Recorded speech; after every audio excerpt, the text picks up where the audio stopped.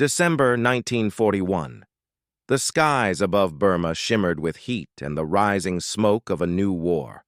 The American volunteer group, the now legendary Flying Tigers, had taken to the air in their shark-mouthed Curtiss P40 Warhawks. Painted with snarling teeth and heavy with the scent of aviation fuel, these machines represented the first test of America's newest secret.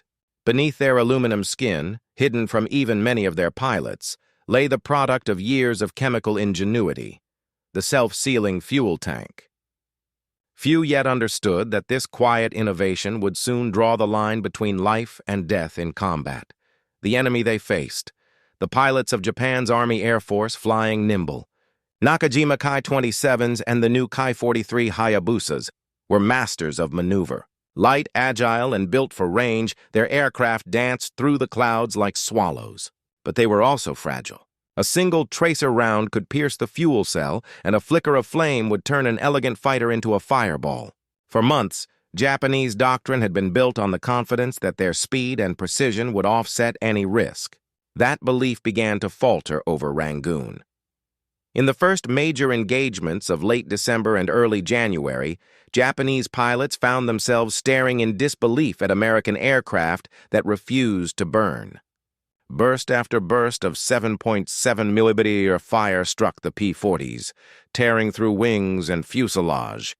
Yet the expected explosions never came.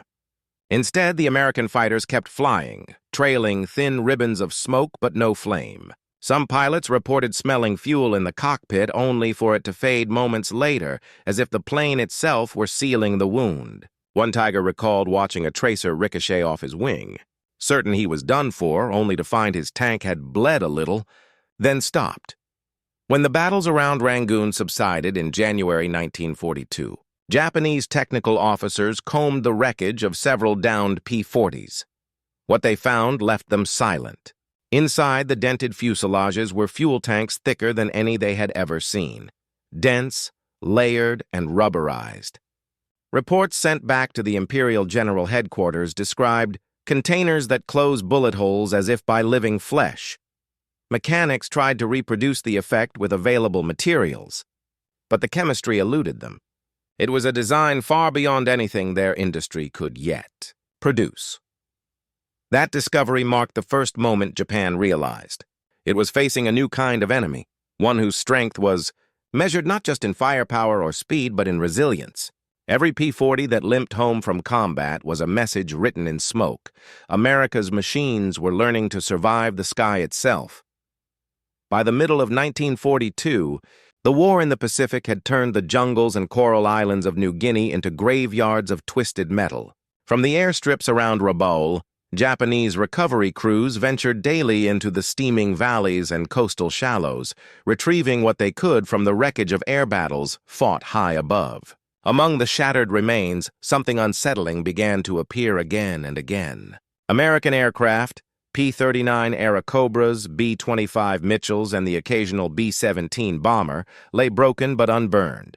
Their wings were riddled with holes, their engines shattered, yet the fuel tanks were intact. No blackened pools of gasoline. No sign of the infernos the mechanics expected. The Japanese ground crews pried open the tanks with chisels and bayonets, expecting the usual reek of scorched rubber. Instead, they found thick, layered material that clung together like flesh. Even days after the crash, when the tanks were sliced open, the inner surfaces still pulsed faintly, swelling outward where fuel had soaked them. To the men who witnessed it, it seemed almost like alchemy, metal and rubber conspiring to heal themselves. Field engineers from the Imperial Japanese Navy's Aeronautical Department ordered the wreckage packed and shipped back to Tokyo for analysis. Samples arrived in sealed crates, their discovery reported with a mixture of fascination and alarm. In laboratories across the home islands, technicians worked feverishly to replicate the phenomenon. But Japan's industrial base lacked the critical ingredients, the synthetic rubbers and chemical bonding agents that American manufacturers like Goodyear and Firestone had developed in abundance. Natural rubber, already rationed by the war, could not withstand the heat and volatility of aviation fuel. Attempts to mimic the American design yielded tanks that either stiffened into brittleness or dissolved into sludge. The mystery deepened rather than unraveled. Japanese intelligence officers grew increasingly anxious. Reports circulated from the front describing American bombers that absorbed punishment no aircraft should have survived.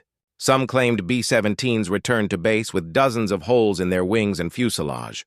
Tall tales, they thought, until the wreckage at Rabaul confirmed the possibility. Fire, once the ultimate weapon in aerial combat, no longer guaranteed destruction.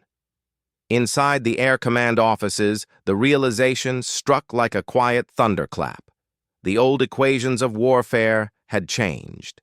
American aircraft were no longer bound by the same fragility. Each wreck recovered from the jungle told the same story. The enemy had armored not just his machines, but his chemistry. It was a revelation that hinted at something even greater: the industrial gulf that would soon decide the fate of the Pacific skies.